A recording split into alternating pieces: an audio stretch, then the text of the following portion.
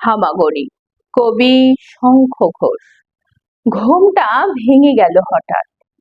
বাইরে কি ঝড় হচ্ছে? দাপাদাপি করছে জানালার পাল্লা দুটো, মাঝে মাঝে বিজলি ঝলকাচ্ছে। ফের শুয়ে পড়তে গিয়ে সেই বিদ্যুতের ছটফটে আলোয় মনে হলো ঘরের মধ্যে যেন হামা দিচ্ছে কেউ। কে ওখানে? কে?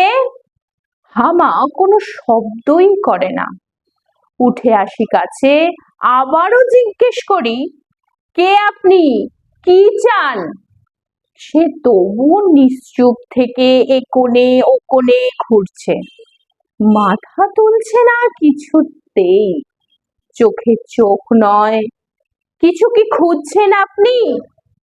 শুনতে পাচ্ছি, খুঁজছি ঠিকই, খুঁজতে তো হবেই, পেলেই বেরিয়ে যাব নিজে নিজে হেঁটে। কি খুঁজছেন? মিহি স্বরে বললেন তিনি। মেরুদণ্ডখানা।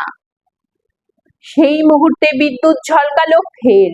চমকে উঠে দেখি একা নয়, বহু বহুজন একই খোঁজে হামা দিচ্ছে এ কোণে ও কোণে ঘর জুড়ে।